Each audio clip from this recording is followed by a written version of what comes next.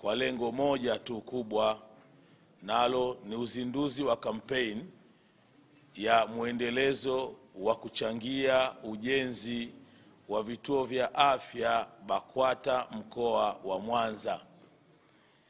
Nitumie nafasi hii kuwashukuruni sana waandishi wa habari nyote ambao mmejaliwa kufika hapa, na hii ni ada yenu. Waandishi wa habari wa mkoa wa Mwanza mmekuwa wepesi kutukimbilia, lakini kutusaidia Baraza Kuu la Waislamu wa Tanzania BAKWATA kupaza sauti. Sisi tunaamini nyinyi mna nafasi kubwa ya kupaza sauti kwa umma wa Tanzania ili kujua nini kinachoendelea ndani ya Baraza Kuu la Waislamu wa Tanzania BAKWATA mkoa wa Mwanza. Tunaendelea kuwaombeni, endeleeni na moyo huo, moyo wa mshikamano, moyo wa umoja, moyo wa upendo, moyo wa kutimiza wajibu wenu, kwa sababu moja ya wajibu wenu nyinyi wanahabari pamoja na mambo mengine, lakini ni kuhakikisha Watanzania wanapata habari sahihi pale ambapo inapotakiwa kupatikana. Nawashukuru sana waandishi wa habari wa mkoa wa Mwanza, na sasa nijielekeze kwenye jambo ambalo lililotukusanya. Na pia niseme tunamshukuru sana Mheshimiwa Mufti na Shekhe Mkuu wa Tanzania Daktari Sheikh Abubakar bin Zubair bin Ali Mbwana kwa malezi yake bora, muongozo wake sahihi, ambao kwa hakika toka alipotuteua kuwa kwenye nafasi hizi 2018 mpaka leo, yako mambo makubwa yamefanyika ndani ya BAKWATA mkoa wa Mwanza na ndani ya BAKWATA Tanzania. Tunamuomba Mwenyezi Mungu Subhanahu wa Ta'ala aendelee kumtunza Mufti wa Tanzania, aendelee kumhifadhi na kumpa umri mrefu wa taa ili yote. Yeye ni mzalendo sana Mheshimiwa Mufti. Kwa hiyo tunachukua nafasi hii kumshukuru. Na kwa sisi watu wa Mwanza tunamshukuru sana kwa namna ambavyo ametupa nafasi, lakini kwa namna ambavyo anatushauri na kutuongoza. Tunawashukuru pia viongozi wote wa BAKWATA makao makuu, akiwemo mwenyekiti wa halmashauri, akiwemo katibu mkuu wa BAKWATA, baraza la ulama kwa ujumla wake, halmashauri ya taifa na idara za makao makuu, kwa namna ambavyo umekuwa karibu na sisi kutushauri, kutuongoza mpaka kufikia haya ambayo leo tumeyafikia. Ndugu waandishi wa habari na wageni waalikwa ambao mmehudhuria katika mazungumzo haya leo hapa, ambao ni wadau wa maendeleo na wananchi wote ambao mnafuatilia mazungumzo haya na presi hii, ni wasalimie tena kwa salamu ambayo ni kiamkizi chema na ni salamu ambayo inawatangazieni amani na salama na mshikamano. Niseme tena assalamu alaikum wa rahmatullahi wa barakatuh. Leo ni siku muhimu kwetu Baraza Kuu la Waislamu wa Tanzania BAKWATA mkoa wa Mwanza, tunapokutana kuzungumzia masuala yenye umuhimu mkubwa kwa jamii yetu. Tumekutana hapa kuzindua rasmi, kuanza tena kwa muendelezo wa kampeni ya Badri Day, ambao Badri Day ni mradi wa ujenzi wa vituo vya afya mkoa wa Mwanza, ikiwa ni harambee. Kwa maana ile Badri Day ni harambee maalum ya kusaidia maendeleo ya jamii kwa ujumla, hususan katika sekta ya afya. Umuhimu wa siku ya Badri, ndugu waandishi wa habari, tunapozungumzia Badri katika Uislamu, Badri ni eneo lilioko katika mji wa Maka. Miaka 1400 iliyopita Mtume wetu Muhammad sallallahu alayhi wa alihi wasallam aliingia vitani kujitetea na kutafuta ukombozi na kunusuru dini ya Mungu. Katika vita vile Mtume alipigana akiwa na watu 313, na aliokuwa anapambana nao waliokuja kumdhulumu, kumdhalilisha, kumhakirisha walikuwa takriban watu 1000. Lakini kwa uzito wa imani na ikhlasi ya nia yake na ukweli aliokuwa nayo Mtume, utashangaa watu 313 waliwashinda watu 1000. Na kwa ushindi huo wa siku hiyo ya Badri ambayo ilitokea mwezi 17 Ramadhani, hilo tukio lilitokea mwezi 17 Ramadhani. Kwa ushindi huo, kwa sababu siku ile Waislamu wote duniani walikuwa 313, laiti kama Mtume Muhammad sallallahu alaihi wasallam angeshindwa vita vile, tafsiri yake maana yake Uislamu ulikuwa umeishia pale. Na hata katika dua yake Mtume wakati anaingia vitani alimuomba Mungu, akawaambia, ya Rabbi, Mola wangu, ikiwa kundi hili la watu 313 litaangamizwa leo, litamalizika leo, basi dini yako itakuwa haitaendelea, haitakuwepo. Alhamdulillah, ndani ya Qur'ani yako maneno Mwenyezi Mungu anasema walaqad nasarakum bibadrin wa antum adhilla. Mwenyezi Mungu anaeleza, anawaambia Waislamu ndani ya Qur'ani, kumbukeni pale ambapo Mwenyezi Mungu alipowanusuru siku ya vita vya Badri, hali ya kuwa mkiwa wanyonge wachache, mkiwa na jeshi lisilokuwa na vifaa, hali na hichi wala kile, mkapambana na watu wenye vifaa vizuri vya hadhi, na mkaweza kushinda vita vile. Kwa hiyo niseme tu kwamba BAKWATA mkoa wa Mwanza, kwa falsafa hiyo kwamba siku ile Waislamu wachache wakaweza kushinda, katika harakati zetu na muendelezo wa kujenga vituo vya afya, nyote mnafahamu hali yetu tuliyokuwa nayo, tuliona tutumie falsafa ya Badri, tutumie ile falsafa ya Badri kufanya kuwa ndio siku ya harambee kuu. Kwa hiyo sisi, Bwana Mtume alisimama kupambana kuutetea Uislamu na kuufanya usonge mbele, na kwa msaada wa Mungu akashinda. Sisi tumesema tunachukua falsafa ile, tunaiweka mapambano yetu kwenye maendeleo. Kwa hiyo hii ni Badri ya 3. Hii ni Badri ya 3, na mwaka huu imeangukia tarehe 18 ya mwezi wa 3 mwaka huu 2025. Siku hii inaashiria mshikamano, kujitoa na jitihada za pamoja kwa ajili ya maendeleo ya jamii. Katika roho hiyo ya kujitolea, mwaka huu tunatumia siku hii kama jukwaa la kuhamasisha uchangiaji wa ujenzi wa vituo vya afya ili kuboresha hali ya huduma za afya kwa wananchi wa Mwanza na Tanzania kwa ujumla. Ikumbukwe, nitumie nafasi hii kuipongeza serikali ya Jamhuri ya Muungano wa Tanzania kwa awamu zote zilizopita katika nchi yetu, lakini kumpongeza hasa Rais wa Jamhuri ya Muungano wa Tanzania Daktari Samia Suluhu Hassan kwa namna ambavyo eneo la afya ndani ya nchi yetu amelisimamia vyema. Amelisimamia kwa kiwango ambacho huduma za afya zimepanda kutoka pale zilipokuwa mpaka kufika mahala pazuri. Lakini tumie nafasi hii kupongeza taasisi za dini.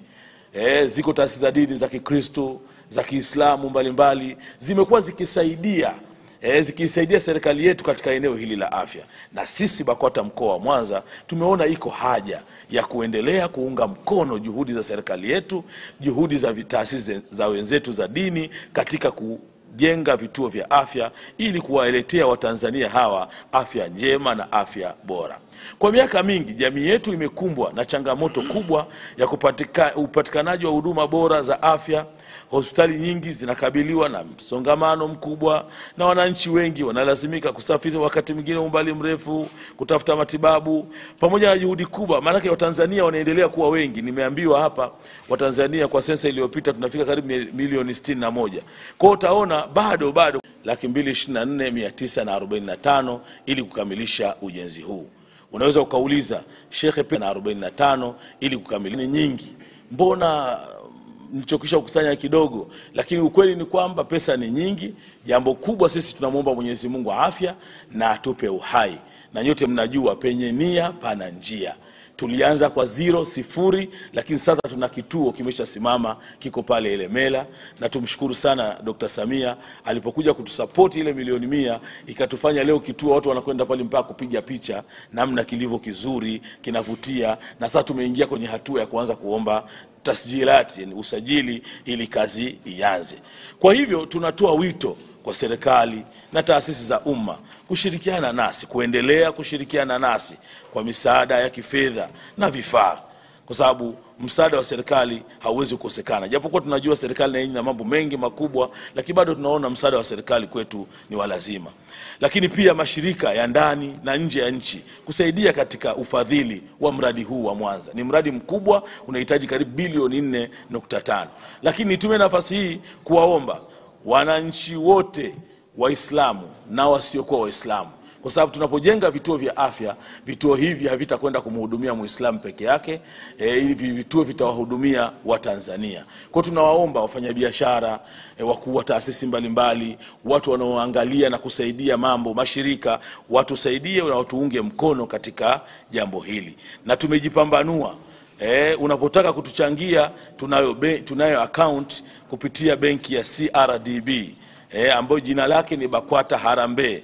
Namba zake ni 01 50 65 81 88 600. Narudia, namba zake ni 01 50 65 81 88 600. Au unaweza kuchangia kupitia M-Pesa lipa namba yake ni 54 39 73 2. Unaweza ukachangia kupitia M-Pesa lipa namba yake ni 54 39 73 2. Lakini pia tunaomba hata udhamini, kwa sababu mfano siku ile ya tarehe 18 tutakuwa na jambo kubwa pale Furahisha, katika viwanja vya Furahisha. Lile jambo litakuwa ni Badri Day ya 3 toka tumeanza. Kwa hiyo hata yule atakayejisikia, kwa sababu pale watakusanyika Waislamu kutoka wilaya zote za mkoa wa Mwanza. Lakini watakusanyika Waislamu, tumewaalika kutoka hata baadhi ya mikoa marafiki watakuja pale. Kwa yule ambaye yuko tayari kusaidia kufuturisha siku hiyo, atupigie tu simu, anijulishe moja kwa moja Sheikh wa mkoa wa Mwanza kwa 0766 63 63 15, 0766 63 63 15. Kwa sababu tumesema pesa ambayo tunaendelea kuikusanya kwa ajili ya ujenzi wa vituo vya afya hatuwezi kuitumia tena labda kufuturisha, lakini tunaamini mwezi huu ni mwezi wa kheri, mwezi wa baraka. Kusanyiko lile ambalo tunatarajia litaanza kwenye tarehe 17 hivi, 16, 17 na 18 Machi, lakini kilele ndio hiyo tarehe 18. Kwa hiyo kwa yule ambaye yuko tayari kusaidia mchele, sukari, ngano, mafuta, au akasema mwenyewe nitapikisha mahala futari nitaileta pale ili watu waliofunga waweze kufuturu, tunatoa ruhusa na tunakaribisha katika eneo hilo. Lakini siku ile ya kilele ambayo ni tarehe 18 ndio siku ya maarika, tunasema ndio siku ya mapambano. Siku ya mapambano kivipi? Kama ambavyo wenzetu masahaba wa Mtume Muhammad walijitokeza 313 wakasimamia na ushindi ukapatikana. Na ikumbukwe vita hii ya Badri ndio vita ambayo pia inathibitisha uwepo wa dini zingine. Ukisoma Qur'ani ndani ya surati Rum, kuna sura inaitwa surati Rum, sura ya Rum. Hii sura Mungu anasema alif lam mim ghulibatir Rum.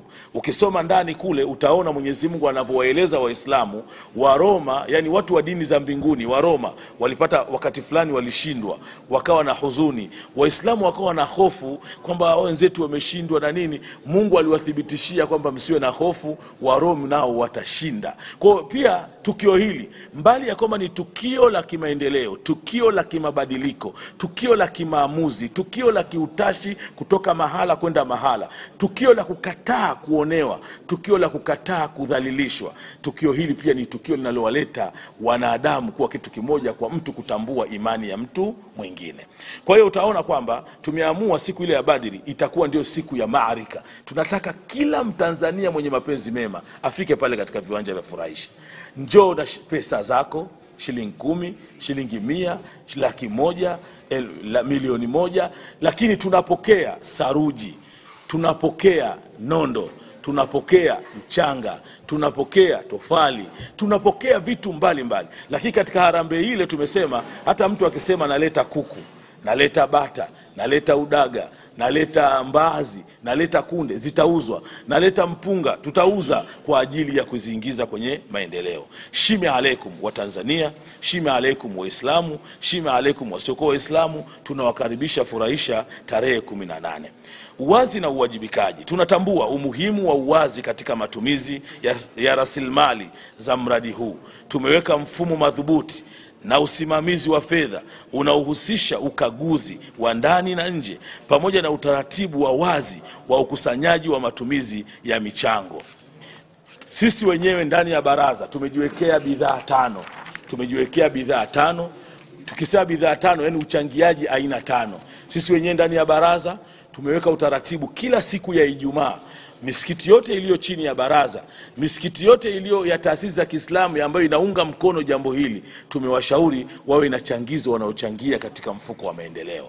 Lakini tumesema ndani ya mkoa wa Mwanza bidhaa yetu ya pili ni kila tukio linalofanyika, ukiondoa ile la kilio, msiba, lakini matukio yote, maulidi, 40, hakika, makongamano yanapofanyika, tufanye changizo kwa ajili ya maendeleo. Lakini tumeweka utaratibu ahlul khair wameweza kuchanga kiasi gani. Haya ni mafanikio makubwa. Lakini jambo la 5 ndio hili la Badri ambao tunakwenda siku ile pale Furahisha kwenda ukamilishaji wa uchangiaji. Kwa kuwa tumechukua jina la siku ambayo watu walisimama na kujikomboa kutoka kwenye madhila, kujikomboa kutoka kwenye udhalili. Tunasema na sisi BAKWATA mkoa wa Mwanza, twendeni furahisha. Tunawaalika wana Mwanza na hata walio nje ya Mwanza, mikoa ya kanda ya Ziwa, twendeni furahisha, tukaondoe udhalili, kuhakikisha tunajenga vituo vya afya na tunajiletea maendeleo. Kwa pamoja tunaweza. Kwa hakika huu ni wakati wetu wa kuungana. Waislamu tuungane, tuwe kitu kimoja, tusitazamane kimadhehebu, tusitazamane kitaasisi. Baraza Kuu la Waislamu wa Tanzania kwa maelekezo ya Mheshimiwa Mufti na Sheikh Mkuu wa Tanzania ametuasa na kututaka kiongozi wa BAKWATA lazima awakumbatie Waislamu wote bila kujali madhehebu yao, na aende akawatumikie ila atakayeka na kuboresha maisha ya wananchi wa Mwanza. Tukisimama pamoja tunaweza kuondoa hizo changamoto zote, na tukasimama pamoja. Na tunawasihi Waislamu na watu wote wenye mapenzi mema kutumia siku hiyo ya Badri ambayo ni tarehe 18 ya mwezi wa 3 2025, itakuwa mwezi 17 Ramadhani, kama fursa ya kutoa sadaka na kujitolea kwa ajili ya maendeleo ya jamii nzima.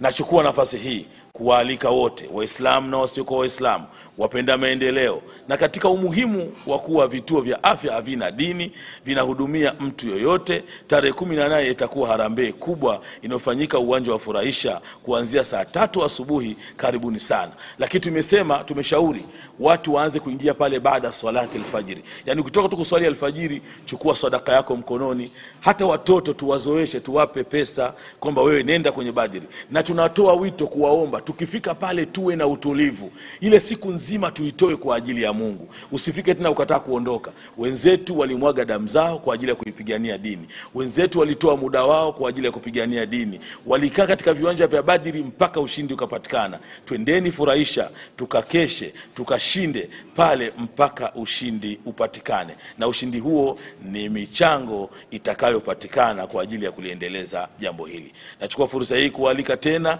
na kuwasihi tusikose kufika siku hiyo, na tukifika tusiwe na haraka. Na tumetoa mwaliko kwa yote yule atakayeweza. Umma huo ni mkubwa. Ukiweza kutuletea hiyo iftari, usiache, leta. Na wako watu waheri tayari wameanza kujitokeza kusema sisi tutafuturisha hapo, mimi nitafanya hichi, mimi nitafanya kile. Lakini kubwa zaidi katika tukio lile, tutafanya dua maalum.